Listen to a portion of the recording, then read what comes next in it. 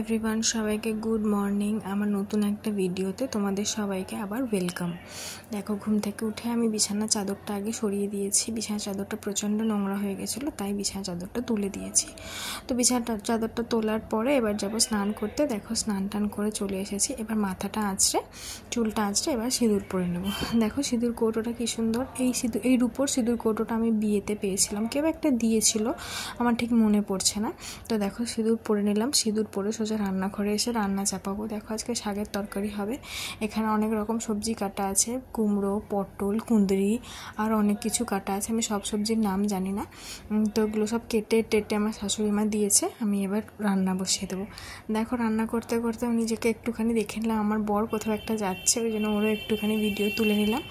দেখো, আমি তরকারিটা চাপিয়ে দিয়েছি, শাকের তরকারিটা। এই যে শাকটা ঢেলে দিলাম। এবার ভালো করে নাড়বো, নেড়ে সরষে পোস্ত বাটা জলটা দিয়ে দেবো। সরষে পোস্ত বাটা একটা জলের মধ্যে গুলে রাখবো। সেই জলটা, এই যে দেখো গুলছি, এই জলটা এবার দিয়ে দেবো শাকটা ভালো করে মজে গেলে। এই শাকের রেসিপি তোমাদের সাথে পরে শেয়ার করব, এখন না। তোমরা যদি দেখতে চাও তবেই শেয়ার করব। দেখো, এই জলটা এবার দিয়ে দেবো ওটার মধ্যে। এবার এদিকে ভাজবো চিংড়ি মাছ। তো দেখো, চিংড়ি মাছ আমার শ্বশুরমশাই এনেছে, সেটাকে আমার শাশুড়ি মা কেটে দিয়েছে। আমি তো মাছ কাটতে পারি না, তাই জন্য আমার শাশুড়িই কেটে দেয়। তো মা মাছগুলো কেটে দিয়েছে। আমি এই যে মাছগুলো এখন ভেজে নেব। মাছের হবে ঝাল, চিংড়ি মাছের ঝাল হবে, আর এদিকে শাকের তরকারি হবে। আরও কী কী করেছিলাম আমার ঠিক মনে পড়ছে না।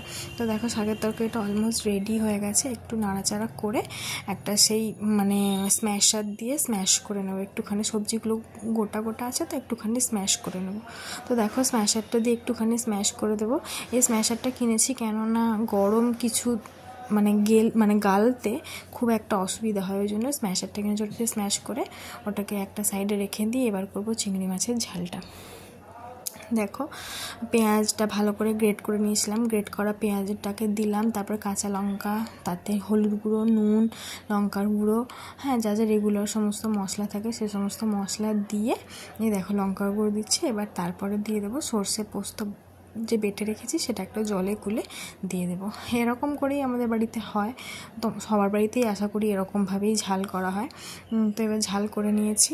দেখো, ঝালটা বেশ গাঢ় গাঢ় হয়েছে। আর একটু জল দিতে হবে, কেন আমরা 4 জন লোক খাবো।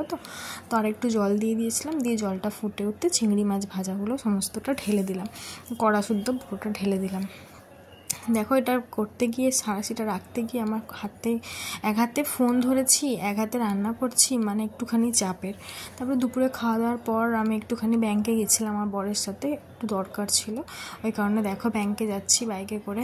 রাস্তা পুরো ফাঁকা, যেহেতু দুপুরবেলা, আর এই গরমের দুপুরে রাস্তা ফাঁকা হবে এটাই তো ন্যাচারাল, তাই না?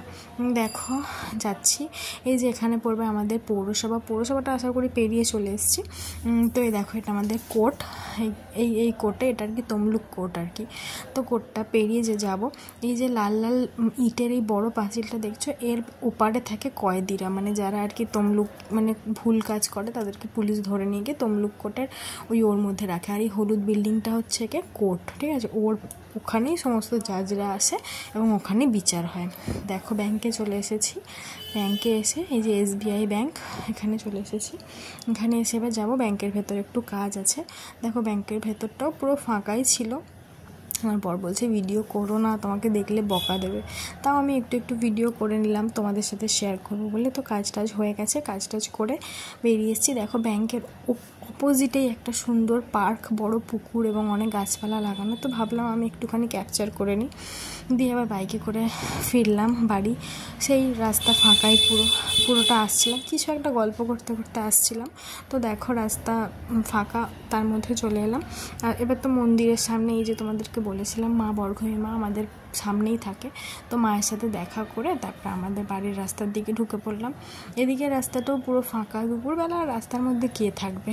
দেখো, আমি যখন বাড়িতে ঢুকছি দেখছি একটা শামুক এরকম করে চিটিয়ে রয়েছে। আমার এগুলো দেখলে প্রচুর ভয় লাগে।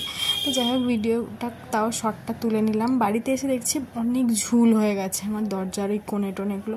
তো বরকে বললাম ঝুল ঝাড়ুটা এনে দাও। ওদিকটা আমার হাত যাচ্ছিলো না, ওই জন্য ওদিকটা করে দিল। যেদিকটা আমার হাত যাচ্ছিলো আমি সেদিকটা করে নিলাম। দেওয়ার পরে ওকে ওইদিকে তাকাতে বলছি, দেখো তাকাবে না। তো যাই হোক, ও খুব মন দিয়ে পরিষ্কার করছে আর কি। তো তারপর বিকেলবেলা চাদর পাতলাম, বিছানাটা যেহেতু সকালবেলা তোমাদের দেখালাম চাদরপত্র সব কেচে দিয়েছি, তো এখন আবার চাদরটা পাতলাম, চাদরটা নিয়ে বসেছি আর চাদরটা পাতলাম। এত সন্ধেবেলার দিকে মানে বিকেলবেলা এত মাথার যন্ত্রণা করছে যে মানে আমার পারছিলাম না। তো যাই হোক করে চাদরটা পেতে দিয়ে বিছানাটা ভালোভাবে গুছিয়ে দিলাম। দেখো একদম টান টান করে গুছিয়ে দিলাম। এরকম বিছানা থাকলে দেখতে তো ভালো লাগে। আমার বর এসে বসবে, ব্যাস বিছানা ঘেটে যাবে, আমার খুব রাগ হয়ে যায় ওটার জন্য। তো দেখো বিকেলবেলায় এত মাথা যন্ত্রণা করছে, তো বিকেলবেলায় শ্যাম্পু করে নিলাম। আমি আগে শ্যাম্পু করে এলাম, এসে আমার বর কী বলছিল আমাকে কী জানি, দিয়ে ওর সাথে তো আমার মানে এক্ষুনি ভাব আর এক্ষুনি ঝগড়া। তো তারপরে যাই হোক একটু আদর টাদর করে নিল। তারপরে আমি ভিডিও শ্যুট করতে পারিনি, প্রচণ্ড মাথা যন্ত্রণা করছিল। তো আমার রাত্রেবেলা করলাম খিচুড়ির রেসিপিটা পরে তোমাদের সাথে শেয়ার করব। খিচুড়িটা জাস্ট হেভি ছিল, খিচুড়ি, পটল ভাজা, একটা ডিমের অমলেট করে নিয়েছিলাম। তো আজকের মতো এইটুকুই। থ্যাঙ্কস ফর ওয়াচিং, টাটা, ভালো থাকবে সবাই।